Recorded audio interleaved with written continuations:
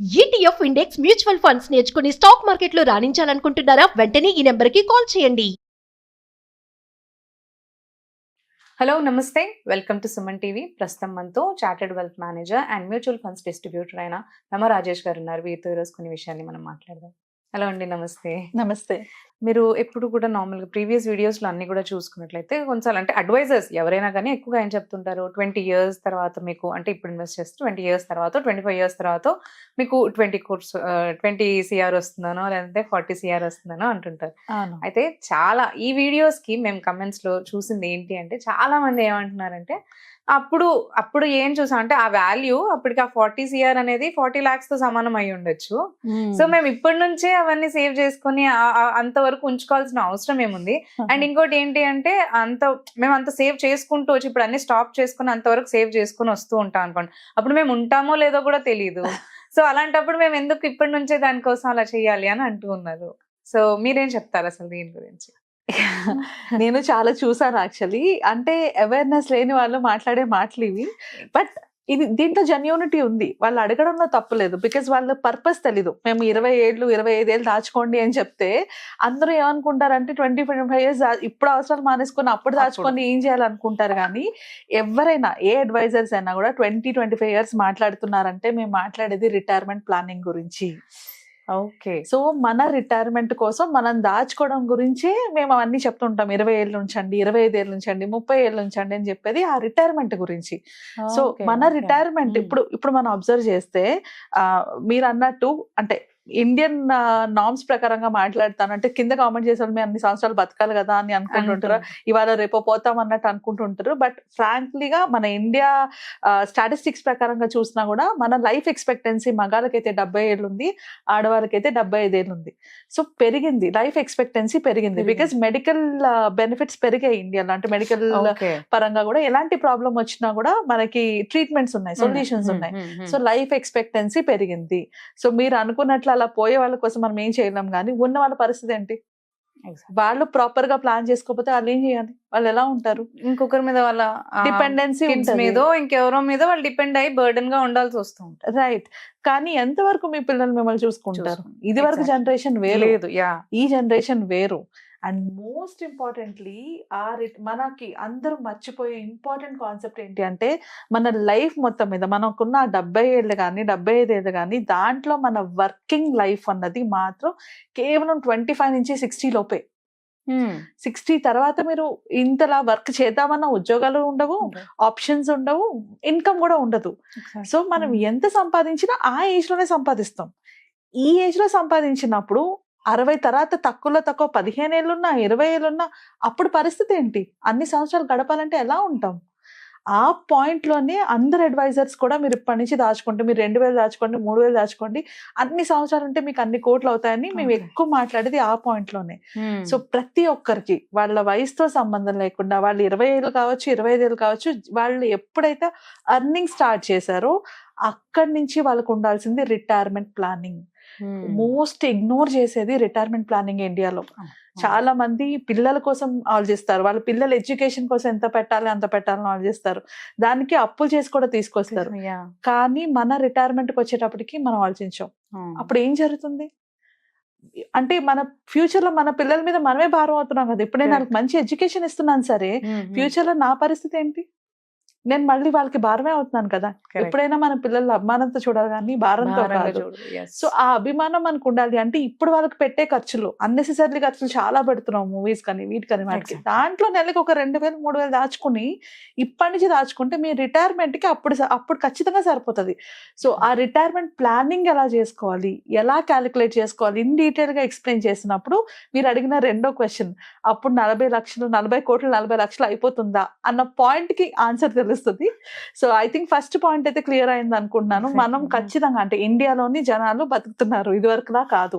ఒకప్పుడు అంటే ఒక 10-15 years బ్యాక్ మన లైఫ్ ఎక్స్పెక్టెన్సీ చాలా తక్కువ, 40-50 ఉండేది. అలా పెరుగుతూ వస్తుంది. అంటే మన మెడికల్ అడ్వాన్స్మెంట్ పెరిగే కొద్దీ మన లైఫ్ ఎక్స్పెక్టెన్సీ పెరుగుతుంది. ఏదో ఒక ట్రీట్మెంట్ వల్ల పెరిగే ఛాన్సెస్ చాలా ఉన్నాయి. సో అలా బతికినప్పుడు మనకి ఎలాంటి ప్లానింగ్ ఉండాలన్నది చాలా ఇంపార్టెంట్. సో రిటైర్మెంట్ ప్లానింగ్ చేసుకోవడానికి ఇప్పుడు మనకి ఎంత ఖర్చులు ఉన్నాయి, ఫ్యూచర్ లో ఈ ఖర్చుల యొక్క వాల్యూ ఎంత ఉంటది, అంటే ఇన్ఫ్లేషన్ తో ఆ వాల్యూ ఎంత ఉంటది, దానికోసం నేను ఇప్పటి నుంచి ఎంత దాయాలి, ఈ 3 కాన్సెప్ట్స్ క్లియర్ గా అర్థం కావాలి. సో నేను ఆన్లైన్ లో ఒక వెబ్సైట్ లో తీసుకుని వెళ్ళి మీకు క్లియర్ గా చూపిస్తాను అది ఎట్లా చేసుకోవాలి అనేసి. సో దట్ ఇంకా క్లారిటీ వస్తుంది, మీకు ఎంత అమౌంట్ కావాలో మీకే తెలుస్తుంది. సో ఇలా చాలా వెబ్సైట్స్ ఉన్నాయి ఆన్లైన్ లో మీరు రిటైర్మెంట్ క్యాలిక్యులేషన్ చేసుకోవడానికి. దాంట్లో మోస్ట్ ఇంపార్టెంట్ మీకు ఉండాల్సిన క్లారిటీ ఏంటంటే ఫస్ట్ మీ ఏజ్, మీకు మీ వైఫ్ కి కానీ ఆర్ మీకు మీ హస్బెండ్ కి కానీ ఉన్న ఎక్స్పెన్సెస్, అంటే పిల్లల ఎక్స్పెన్సెస్ కాకుండా, లోన్స్ కాకుండా. 60 ఏళ్ళ తర్వాత లోన్స్ అవన్నీ ఉండవని ఎగ్జంప్షన్ లో చెప్తున్నాను నేను.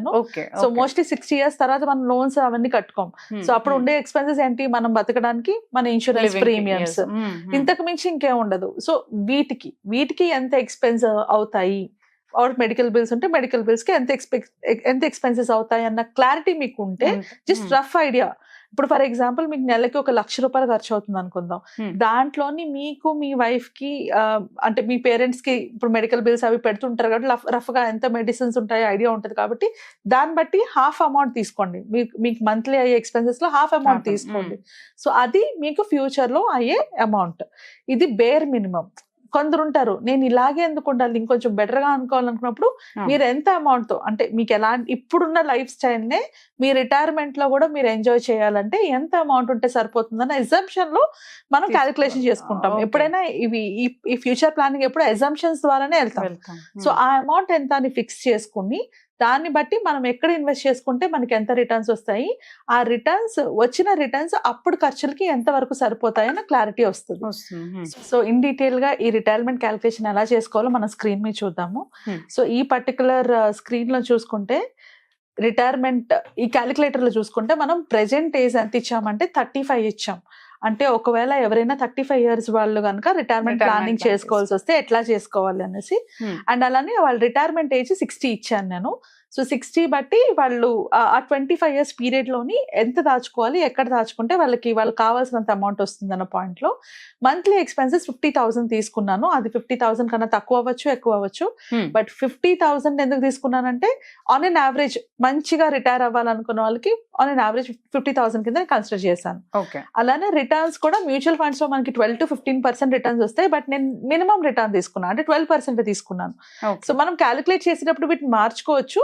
బట్ జస్ట్ అంటే ఒక రఫ్ ఐడియా ఫిగర్ కోసం, ఒక్కొక్క ఎంత మనకు అవసరం ఉంటుంది అని ఒక రఫ్ ఐడియా కోసం నేను తీసుకున్నది. అండ్ అలానే రైట్ నౌ నేను ఏ ఇన్వెస్ట్మెంట్స్ స్టార్ట్ చేయలేదు, నాకు ఎలాంటి ఇన్వెస్ట్మెంట్స్ లేవు రిటైర్మెంట్ కి అన్న పాయింట్ లోంచే నేను కన్సిడర్ చేస్తున్నా. కొందరికి ఆల్రెడీ ఇన్వెస్ట్మెంట్స్ ఉండుంటాయి, అంటే పిఎఫ్స్ కట్ అవుతుంటాయి కంపెనీలోని, ఆర్ ఎన్పిఎస్ పెట్టుకుంటూ ఉంటారు. అలా ఉన్న వాళ్ళు వాటిని యాడ్ చేసుకోవాలి. అలా లేకపోతే నిల్, అంటే ఎలాంటి ఎగ్జిస్టింగ్ ఇన్వెస్ట్మెంట్స్ లేకపోతే ఎంత ఇన్వెస్ట్మెంట్ 35 years వాళ్ళ రిటైర్మెంట్ కోసం ప్లాన్ చేసుకోవాలి. ఆ పాయింట్ లోని ఇక్కడ నేను కొన్ని అజంప్షన్స్ తీసుకున్నాను. ఫస్ట్ అజంప్షన్ ఏంటి అంటే లైఫ్ ఎక్స్పెక్టెన్సీ 80 years అని తీసుకున్నాను. 80 ఎందుకు అంటే వైఫ్, ఒకవేళ హస్బెండ్ అండ్ వైఫ్ లో ఎక్కువగా లేడీస్ కి లైఫ్ ఎక్స్పెక్టెన్సీ ఎక్కువ ఉంటుంది. సో వైఫ్ కోసం నేను 80 years వరకు తీసుకున్నాను. అండ్ ఇన్ఫ్లేషన్, మనం ఇప్పుడు మనం దాచుకున్న అమౌంట్ కైనా దేనికైనా కూడా ఇన్ఫ్లేషన్ వల్ల ఆ ఖర్చులు పెరుగుతూ ఉంటాయి. సో నేను ఆ ఇన్ఫ్లేషన్ ని pre retirement inflation and post retirement inflation రెండు ఇన్ఫ్లేషన్స్ ని కూడా నేను 6% తీసుకున్నాను.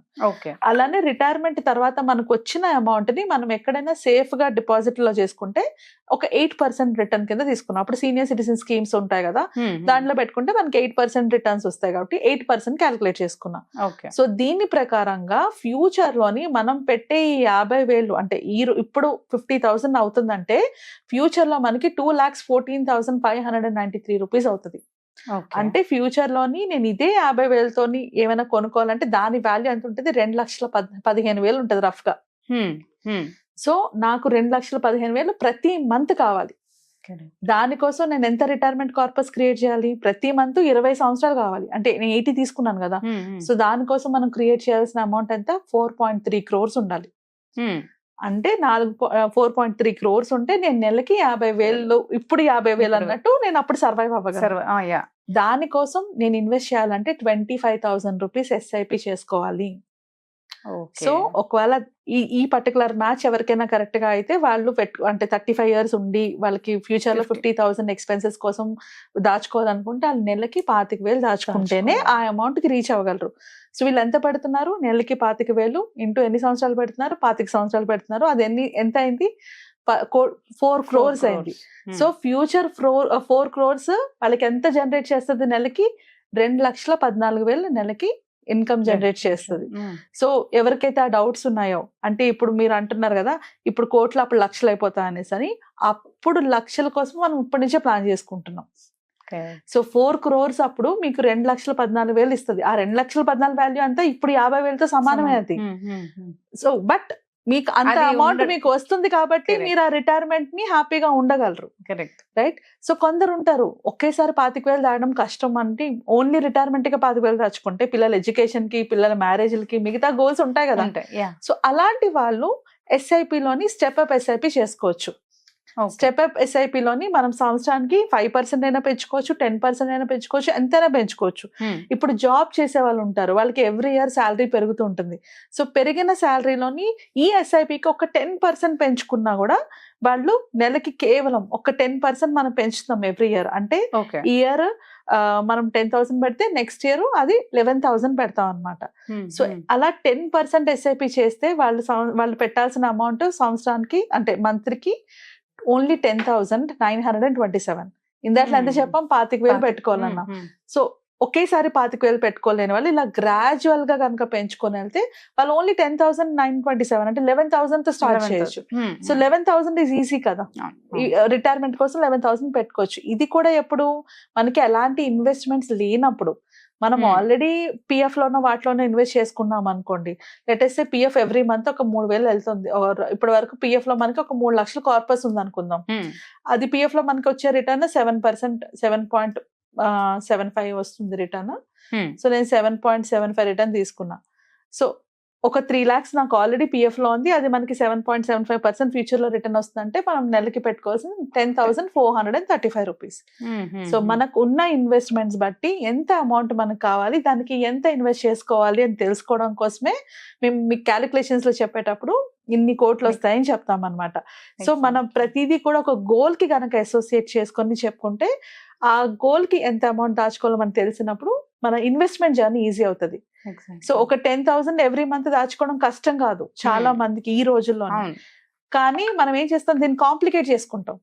కాంప్లికేట్ ఎలా చేస్తాం? స్టాక్ మార్కెట్ లో పెట్టుకుంటాం, క్రిప్టోలో పెట్టుకుంటాం, ఫాస్ట్ గా మనీ కావాలనుకుంటాం. ఫస్ట్ మీ గోల్స్, దానికోసం కన్సిస్టెంట్ గా పెట్టుకుంటే ఆ గోల్స్ రీచ్ అవుతారు. అండ్ ఈ అమౌంట్ మీకు 4 crores ఎప్పుడైంది, మీరు ఎప్పుడైతే అన్ని సంవత్సరాలు ఉన్నారో అప్పుడైంది. ఇదే నేను అంటే 5 years తగ్గించాను, 35 నుంచి 55 years తీసుకున్నాను. సో అప్పుడు మీకు ఎంత రిటర్న్స్ వస్తుంది అనుకుంటున్నారు? జస్ట్ 3.84 crores వస్తుంది. ఆ 5 years లోనే అది 4.43 crores అయింది. అంటే లాంగ్ టర్మ్ లోనే మనం వెల్త్ ని క్రియేట్ చేసుకోగలం మ్యూచువల్ ఫండ్స్ లోని. సో ఇది మైండ్ లో పెట్టుకొని కనుక ఇన్వెస్ట్ చేసుకుంటే డెఫినెట్లీ జనాలు మనీని అంటే వెల్త్ ని క్రియేట్ చేసుకోవడంతో పాటు వాళ్ళ రిటైర్మెంట్ కూడా సాఫీగా జరుగుతుంది. లైక్ ఐ సెడ్ ముందు చెప్పినట్లు పిల్లలకి భారంగా బతకం మనం, అభిమానంతో వాళ్ళు దగ్గర తీసుకునేలా ఉండగలుగుతాం. సో ఈ చిన్న అమౌంట్ పెద్ద అమౌంట్ కాదు. ఆఫ్ కోర్స్ నేను 50,000 తీసుకున్నాను కాబట్టి పెద్దది, మనకి ఇంకా తక్కువ అమౌంట్ కావాలంటే ఇంకా తక్కువే పడుతుంది. సో ఈ క్యాలిక్యులేషన్ తెలుసుకోవాలి, ఎలా చేసుకోవాలనే క్లారిటీ ఉంటే ఈజీగా చేసుకోవచ్చు. రైట్ అండి, థ్యాంక్ యూ. Thank you.